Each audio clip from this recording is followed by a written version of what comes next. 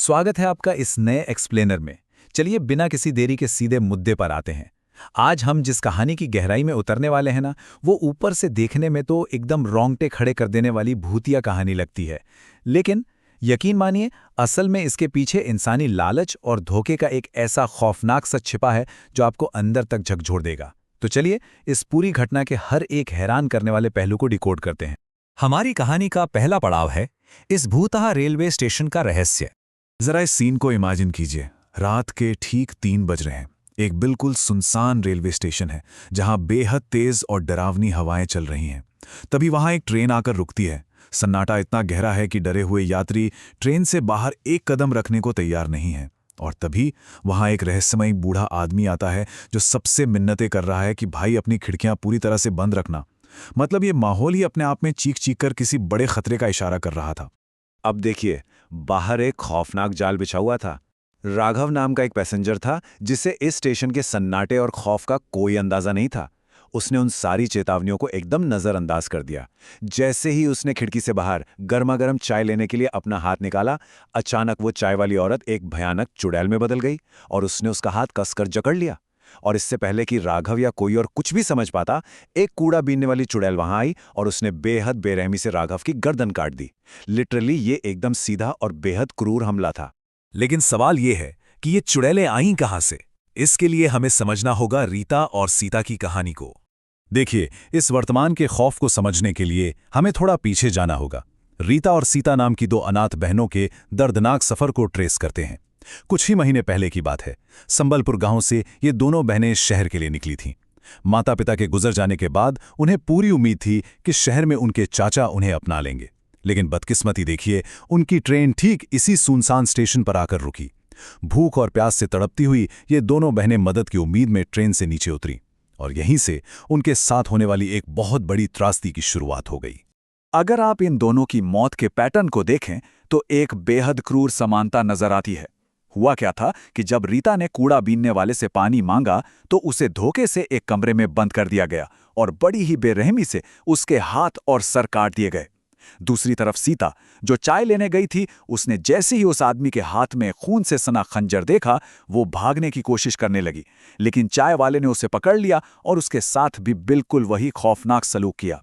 मतलब स्टेशन के उन कथित मासूम वेंडर्स ने एक ही समय पर एक ही क्रूर तरीके से दोनों बेबस बहनों को मौत के घाट उतार दिया था। अब हम आते हैं इस कहानी के सबसे अहम हिस्से पर, चाचा नथुलाल का असली सच। अब यहां से ये मिस्ट्री और भी गहरी हो जाती है जब वो बूढ़ा आदमी मामले की तहकीकात करते हुए शहर में उनकी चाची उर्मिला से मिलता है। तो पता चलता है कि लड़कियों के चाचा यानी नथुलाल का तो हाल ही में निधन हो गया है।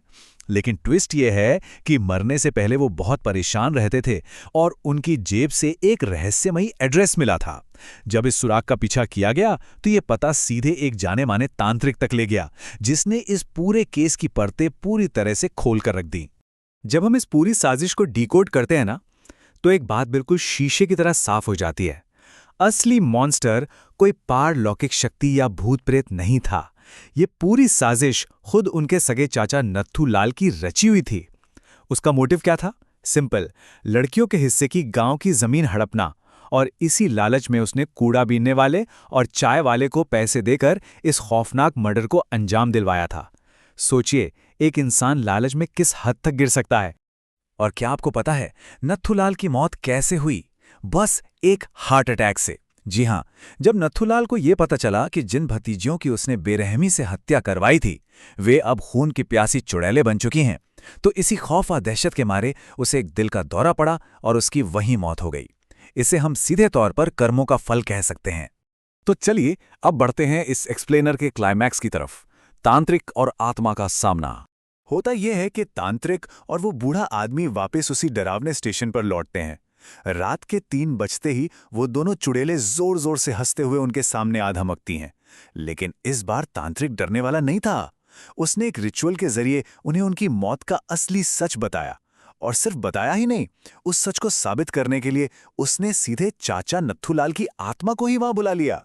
यहां पर आकर इस कहानी का इमोशनल वेटेज अपने चरम पर पहुंच जाता है। जब चाचा की आत्मा वहां प्रकट होती है तो वो गिड़गिड़ाते और फूट फूट कर रोते हुए कहती है, बिटिया हमका माफ कर दो, हमसे बहुत बड़ी गलती हो गई। जरा सोचिए उस पल के बारे में।